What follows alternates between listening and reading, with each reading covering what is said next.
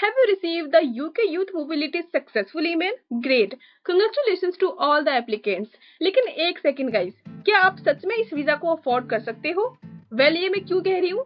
क्योंकि आपका ये वीजा सिर्फ आपकी डिग्री या फिर एज नहीं देखती, सीधे सीधे आपकी पॉकेट चेक करती है।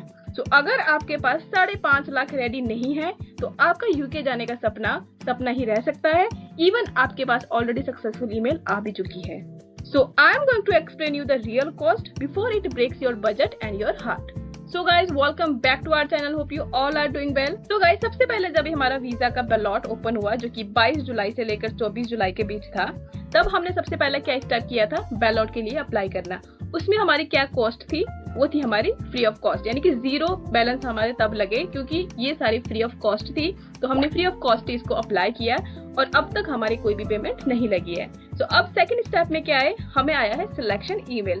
सिलेक्शन ईमेल आते ही अब हमारे क्या बजट रहने वाले हैं, हम वो डिस्कस कर रहे हैं। तो अब सबसे पहला जो स्टेप है, आपने क्या करना है, जो आपके पास 30 डेज का टाइम है, तब आपको अपनी ऑनलाइन एप्लीकेशन सबसे पहले फिल करनी है।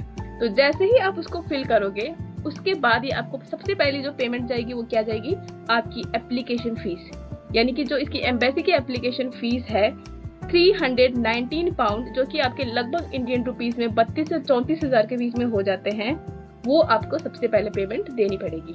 इसको आप ऑनलाइन अपने क्रेडिट कार्ड या डेबिट कार्ड से पे कर सकते हो। याद रखना है जो आप कार्ड से पे करोगे उसमें इंटरनेशनल पेमेंट ऑन हो। अब जो हमारी सेकंड पेमेंट जाती है, बिल्कुल इसके साथ ही जैसे हम फीस पे करते हैं, हमारा जो मेन जो खर्चा आता है वो हमारा आता है ISH, जो कि है इमिग्रेशन हेल्थ सरचार्ज। ये सबसे बड़ी फाइनेंशियल जो है वो हिट होता है क्योंकि आपको इसको पे करना है। और वो कितनी पे करनी है, तो जो बेसिकली ISH की फीस होती है वो साल की हमारी 776 होती है, यानी कि 776 पाउंड। और हमारा ये वीजा कितने साल का है, 2 ईयर का। सो 2 ईयर के वीजा के लिए आपको कितना पे करना है, पाउंड 1552, यानी कि पाउंड 1552, जो कि आपका इंडियन रुपीस में लगभग 1,75,000 से लेकर 1,80,000 के बीच में जाएगा। और ये आपको पे करना ही पड़ेगा एडवांस में ही। आपका वीजा आ रहा है नहीं आ रहा है, दैट इज सेकेंडरी चीज, बट जैसे ही आप इसकी फीस पे करते हो एम्बेसी की, उसके साथ साथ ही आपको ISH भी पे करना पड़ता है। याद रखो, अगर आप ISH पे नहीं करोगे, आप अपने डॉक्यूमेंट्स को अपलोड नहीं कर पाओगे, इवन आप बायोमेट्रिक की अपॉइंटमेंट भी नहीं ले पाओगे। यानी कि अगर आपने ऑलरेडी फीस पे कर दिया है एम्बेसी की, बट आप कह रहे हो कि ISH पे करने के मेरे पास पेमेंट नहीं है, देन आप आगे नहीं बढ़ सकते और आपकी जो फीस है वो भी रिफंड नहीं होगी। अब जो थर्ड पेमेंट है, जैसे ही हम ISH पे करते हैं, अब जो नेक्स्ट स्टेप होता है हमारी बायोमेट्रिक की अपॉइंटमेंट लेने का। अब जब हम बायोमेट्रिक की अपॉइंटमेंट लेते हैं, वहाँ पर 2 तरह की स्लॉट्स होती है। एक होती है नॉर्मल, जिसमें आपको फ्री ऑफ कॉस्ट मिलती है। सेकंड होती है प्रीमियम, जिसको आप कुछ पैसे देके जल्दी की स्लॉट्स ले लेते हो। अब आप चाहे नॉर्मल लो चाहे आप प्रीमियम लो, उसके आगे भी कुछ एक्सपेंसेस लगते हैं, जैसे कि आपका पासपोर्ट कुरियर। जैसे आपने पासपोर्ट वहाँ दे दिया है, अगर आपका वीजा लगता है नहीं लगता, जैसे भी आपके घर तक जो पासपोर्ट आएगा उसकी भी कॉस्ट लगती है, वो आपने तभी पे करनी होती है। इसके अलावा अगर आप चाहते हो SMS के थ्रू आपको अपडेट्स मिलती रहे, उसके चार्जेस लगेंगे। आपका यहाँ पर आप नाना करके भी 5 से 10 हजार आप लगा के चलो, इतना आपके यहाँ पर कॉस्ट आ जाएगी। तो ये आपके बायोमेट्रिक के अपॉइंटमेंट के टाइम पे लगेगा। एडिशनल जो चार्जेस होते हैं, जो बहुत ज्यादा नहीं होती है बट आपको चार्जेस देनी पड़ती है, वो है आपका जब PCC आप अप्लाई करते हो, तो PCC के टाइम पे आपके 500 से लेकर 1500 2000 तक आपके यहाँ लग जाएंगे। सेकंड चीज, जब आप मेडिकल बुक करते हो, जब आपका TB टेस्ट होता है, उस पर भी आपकी कॉस्ट लगती है, वो आपका 2 से 3 हजार के बीच में लग जाती है। अब थर्ड चीज, अगर आपके वहाँ पर कोई रिलेटिव्स नहीं है तो आप एक डमी टिकट बनाओगे होटल बुकिंग की, वहाँ पर जब आपका वीजा लग जाएगा, उसमें भी आपके 5 से 10 हजार कॉस्ट आ जाएगी। ट्रैवल इंश्योरेंस लेनी होती है, जो कि आपका 1000 से लेकर 5000 के बीच में आप लगा लो, हो जाएगा। एंड सेकेंडली क्या होता है, आपका जो है फॉरेक्स, अगर आप एक्सचेंज कराते हो करेंसी को, उसमें भी आपका थोड़ा बहुत कॉस्ट लग जाता है। तो ये है हमारी एक्स्ट्रा कॉस्ट।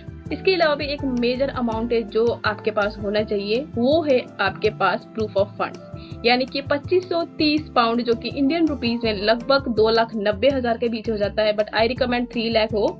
ये भी आपके अकाउंट में होना चाहिए। अब इसमें एक ट्विस्ट क्या है, ये आपके खर्च नहीं होगा। जो अब तक हमने अमाउंट डिस्कस किए थे वो सारे आपके खर्च होंगे, बट ये वाला जो अमाउंट है ये आपको सिर्फ शो करना है, बट आपके पास होना चाहिए, तभी आप इसको शो कर पाओगे। तो आपके अकाउंट में 28 दिन पुराना ये फंड होना चाहिए।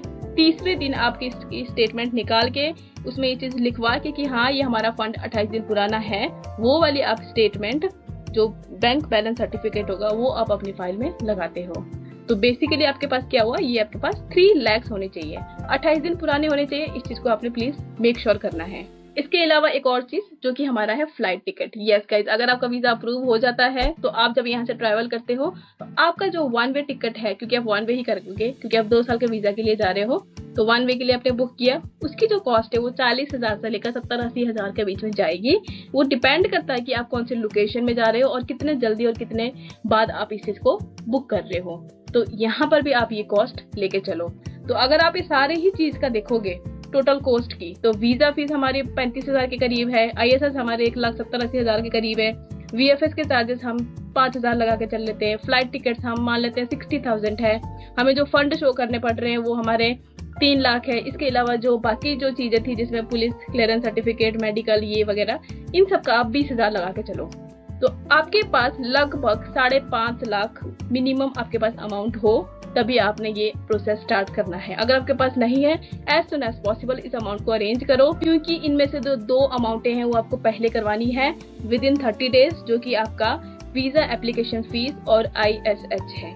ये दोनों फीस आपको पहले ही 30 दिन के अंदर अंदर करवाना है, क्योंकि अभी आज आपको आ चुका है, कुछ लोगों को कल आ चुका है, कुछ लोगों को आज आया है सिलेक्शन। तो ऐसे में आप ये चीज ध्यान रखो, आपके पास सिर्फ 30 डेज है।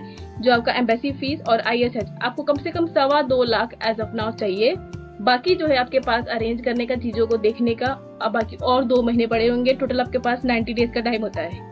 आपने इन चीजों को उस हिसाब से अरेंज करना है। आई होप आपको ये सारा ही जो फंड का कंसेप्ट था वो क्लियर हुआ होगा। इस वीडियो को देखो, उस सारे नोट्स बनाओ, उसके हिसाब से आप अपने फंड्स को अरेंज करने शुरू करो, उसके अकॉर्डिंगली आप अपनी एप्लीकेशन को रेडी करो। इसके एडिशनली अगर आपको कुछ भी अपनी एप्लीकेशन में हेल्प चाहिए, अगर आप चाहते हो आपकी एप्लीकेशन प्रोसेस हमारे थ्रू हो, तो हमारी तरफ से आपको फुल सपोर्ट रहेगा। आप हमें इंस्टाग्राम, फेसबुक पेज या फिर कमेंट सेक्शन में कांटेक्ट कर सकते हो। हमारी तरफ से फुल सपोर्ट रहेगी through out the process.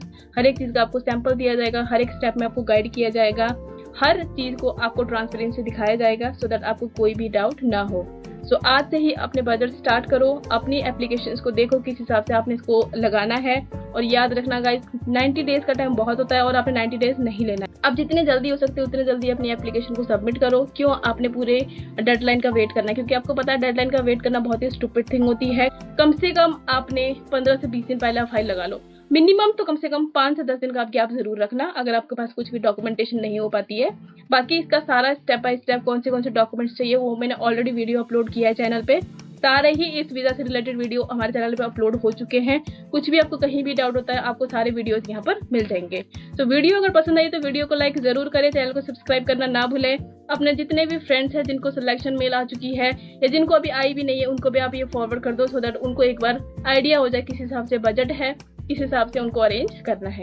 So lastly, best wishes to all the applicants. Please आप अपने एप्लीकेशन को सही तरीके से लगाएं, चाहे आप हमसे लगवाएं, चाहे आप कहीं और से लगवा रहे हैं या खुद लगा रहे हैं। एप्लीकेशन को प्रॉपर प्रेजेंट करना बहुत जरूरी है, क्योंकि इवन अगर आप डॉक्यूमेंट्स सब कुछ में मैच कर रहे हो, अगर आपकी प्रेजेंटेशन सही नहीं है तब भी आपका रिफ्यूजल हो सकता है। तो इस चीज को आपने ध्यान रखना है। बाकी हमारी तरफ से फुल सपोर्ट रहेगा गाइज। तो मिलते हैं गाइज नेक्स्ट वीडियो में, तब तक प्लीज अपना ध्यान रखें। Take care, bye bye.